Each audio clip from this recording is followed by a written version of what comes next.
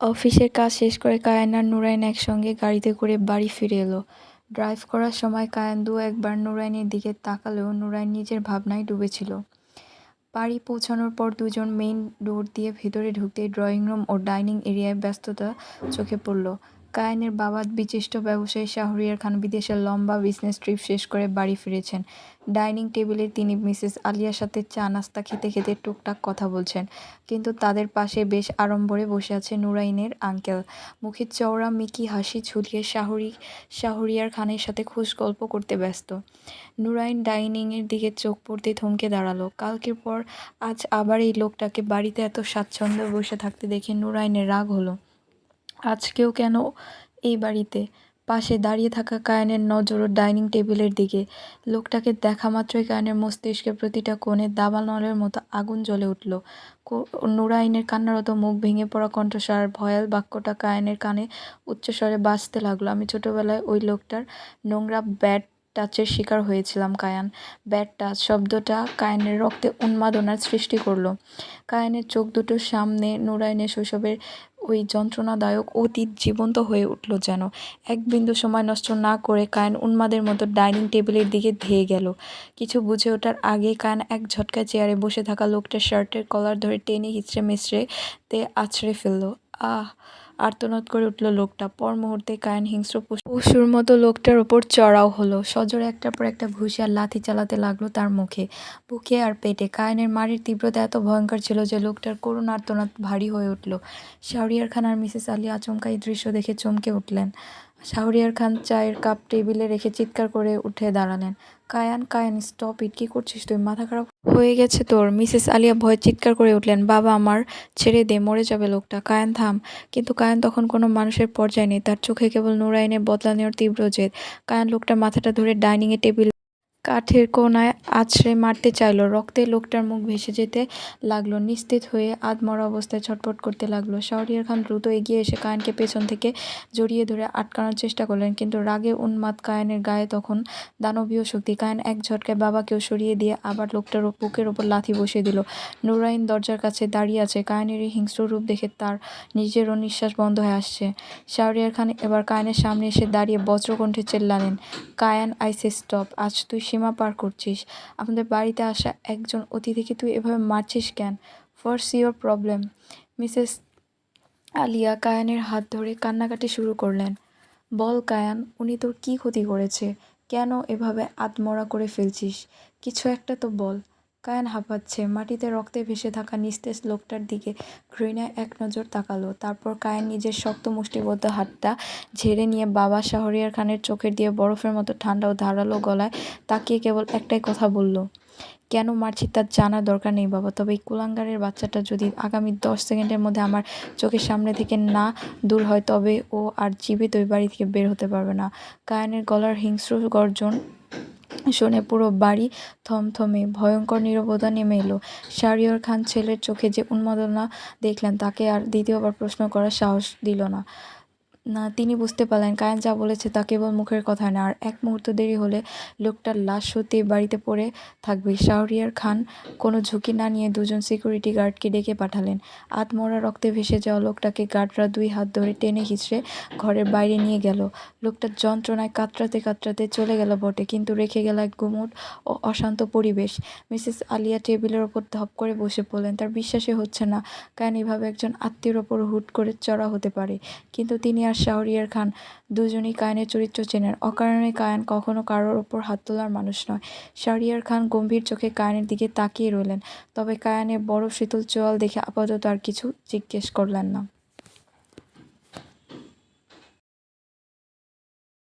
কায়ান পেছন ফিরে নুরাইনের দিকে তাকালো না, যেন নুরাইনের দিকে নজর গেলে বালির সবার সন্দেহ নুরাইনের ওপর গিয়ে পড়তে পারে।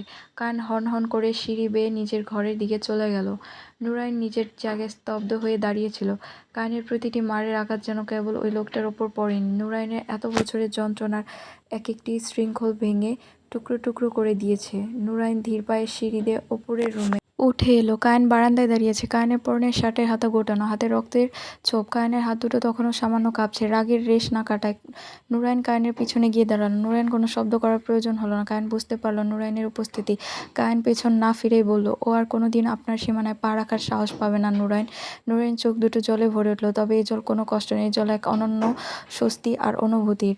নুরাইন কোনো দ্বিধা না করে পেছন থেকে কায়েনকে জড়িয়ে ধরল। নিজের মুখটা কায়েনের পিঠের সাথে চেপে ধরে নিঃশব্দে কেঁদে উঠল।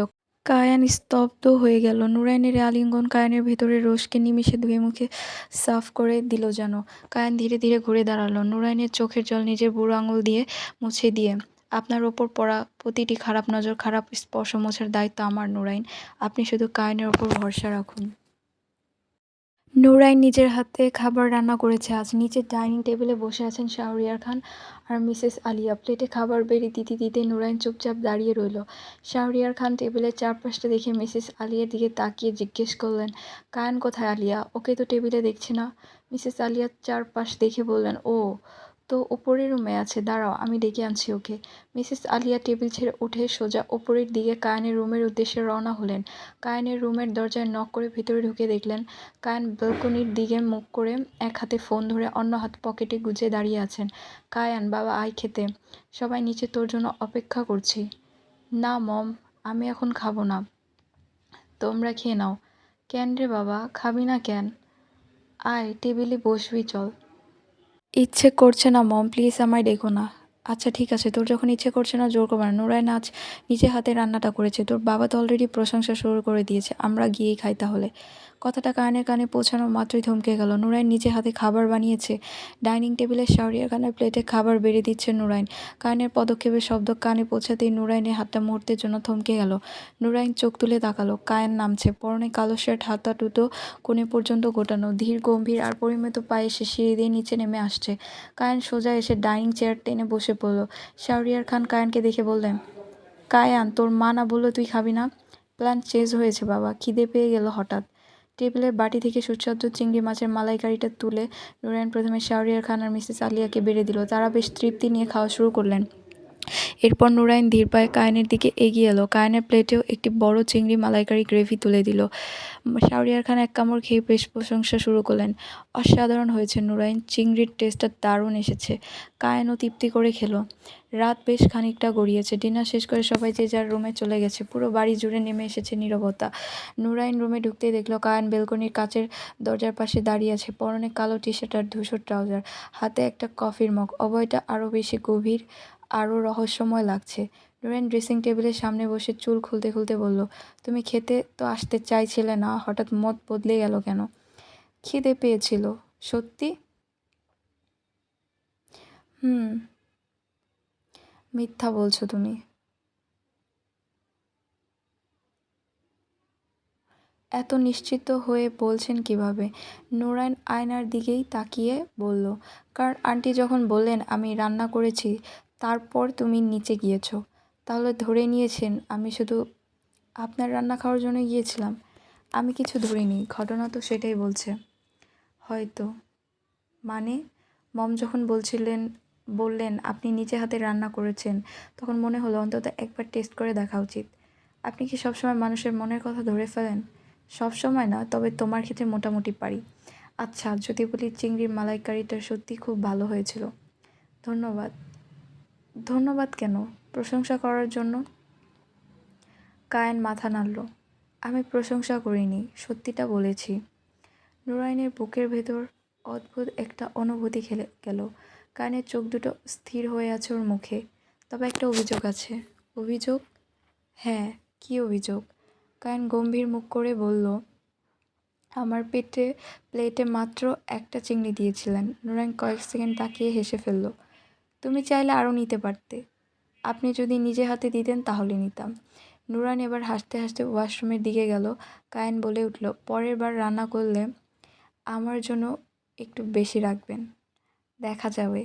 উত্তর শুনে কায়ানের ঠোঁটের কোণে এমন এক তৃপ্তির হাসি ফুটে উঠল, যেন পৃথিবীর সবচেয়ে মূল্যবান প্রতিশ্রুতিটা সে পেয়ে গেছে। নুরাইন ওয়াশরুমে গিয়ে দরজাটা লাগাতেই কায়ানের নজর গেল বেডের ওপর রাখা নুরাইনের ওড়নাটার দিকে।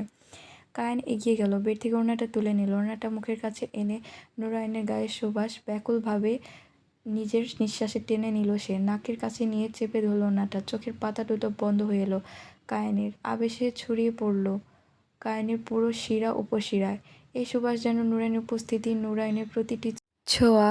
কায়েন নিজের বুকের ওপর ওড়নাটা শক্ত করে চেপে ধরল, ওড়নাটা নিজের বুকের খুব কাছে আগলে রেখে ধীর গলায় বলল, আপনি আমার বড় নেশা নুরাইন। চলবে।